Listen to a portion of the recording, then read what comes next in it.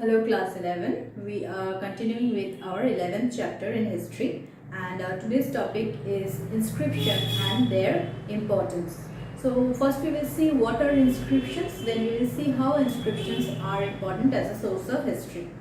We've seen that archaeological sources can be of different types like artifacts and materials, then there can be inscriptions, then there can be coins. We have already done with artifacts and materials. Today we will do inscriptions. So first we should deal with what are inscriptions. Inscriptions are basically the writings which are carved on hard objects or solid objects. So the writings which are carved on pillar or stone tablets or on a copper plate, like this type of writings which are carved on hard objects to give any information or to record any event. These type of writings are called inscriptions. They are not written on parchment or on paper, but they are carved out on any hard object like pillars or a copper plate or a stone slab or a clay tablet. These are called inscriptions. And the study of inscriptions is called epigraphy. So the study of inscription is very important for getting information about the medieval period and the ancient period. Also we see that in present day also many people are inscribing many things like foundation stones are there, and these things are inscribed so that in future people can get some information from there. So we see now that inscriptions are important source of history, and inscriptions are writings. Basically these writings are carved out on hard objects.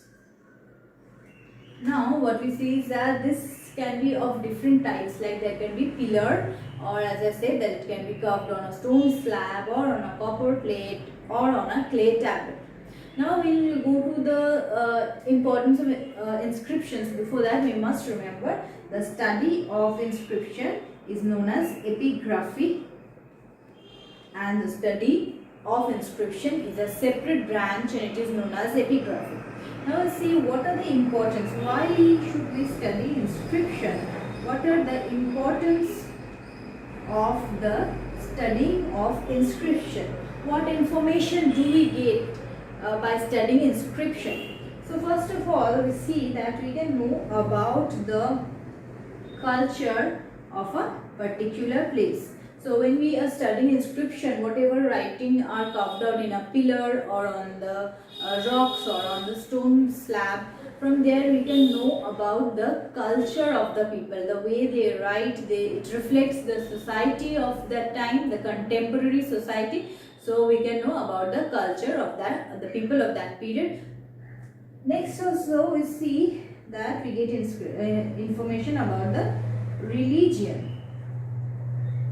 We can know about the religious life of the people during that time. Like see, for example, you can mention about Ashoka's rock edict or Ashoka's Dhamma lipis, where Ashoka is giving information about Dhamma, the new religion which Ashoka founded. You all have heard about it, that is the Dhamma.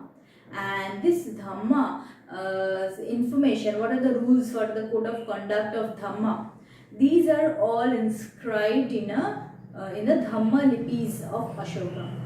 So we can get information about the religion, not only Ashoka but any king who is inscribing about his period. They write in the inscription about the religion that is followed in the state. So we get information about the religion of a particular period and of a particular age from the inscriptions. In case of Ashoka, it is very important example because the entire knowledge or entire information of Dhamma we get from the Dhamma lipis of Ashoka. Fully from inscription we get those information. So inscriptions are important for giving us the knowledge about the religion of the particular emperor or particular empire. Also we see we can know about the extent of the empire. So when the ruler is like inscribing in a pillar, or he is inscribing a stone slab, which area he is inscribing, whatever area comes under his control, there he is building up an inscription. Like there he is setting up a pillar, or setting up a stone slab. Like this he is trying to write down, or for remembering his victory, so that people can remember. He is engraving them. So it also gives us an idea about the extent of the rule of the empire, how far the empire had expanded. This idea we can get from the inscriptions. Whichever place we get the inscription, we can understand that this place was under the rule of that king who is making the inscription. So like we see the Allahabad pillar inscription, for example, we can give of Samudragupta, and there the victories and achievements of Samudragupta is mentioned. So we can also make it as a separate point, that we also, apart from the extent, we can know that how far the empire was expanded. This also we can know. Also we can know that about the victories of the king. We can know about the victories and warfare of the kings. So how far the empire expanded, that also we can know. Apart from that, we can know that in which battle the king won victory, whom the king has defeated, when the war was fought. These information also, the victories of the king also, we can get from the study of inscription. We can give the example of Allahabad pillar inscription of Samudragupta, composed by his court poet Harisena. Also you can give the example of the Aihole Prashasti, and also we have other examples like the Kharvela king's Hathi Gumfa inscription. Kharvela king of Kalinga, Kalinga's king Kharvela, his inscription, Hathi Gumfa inscription, also gives us an idea about his victories in battles and his warfare. These things we can know from the inscription. So we see that from the inscriptions we can get idea about the victories of the king. Also we can know about the language that was used in the empire, or used by the emperor. We can know about the language of the empire, and the language in which the inscription is written, the script in which the inscription is written, gives us an idea about what was the language, state language that was in use, what was the language that was used by the common people.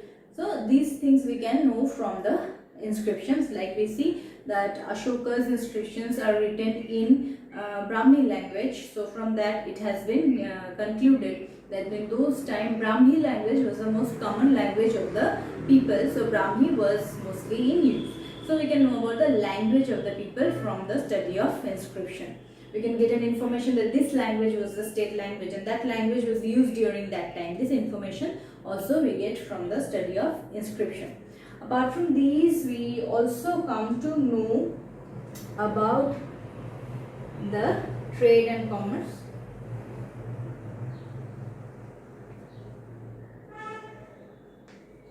Each of this point you have to explain when you are writing the importance of inscriptions, or why should we study inscription, or what are the information that we get from inscriptions. If this question comes, all the points you have to mention and you have to explain each point. There we see that we also get an information about the trade and commerce, like say which region had trading relation with which other foreign region, that are also sometimes inscribed in the inscription, and from there we get the information of trade and commerce that were carried on by the emperor. Apart from this, you can also mention that we get a list of the dynasties, the rulers. The chronology of the rulers are sometimes also available, like who is ruling, he is inscribing the inscriptions. Before him who has ruled, these dates and names are also available. So inscriptions also gives us information about the rulers who is ruling, about his nature, about the life of the ruler, his likes and dislikes. These are also mentioned sometimes in the inscriptions. So another point that you can add is that the inscriptions gives us the idea about the emperors or the rulers' likes and dislikes, about his personal likings also we can know from the inscription. So these are the importance of inscription, and from the study of inscriptions we get this information thus inscription is important as a source of studying history. Thank you.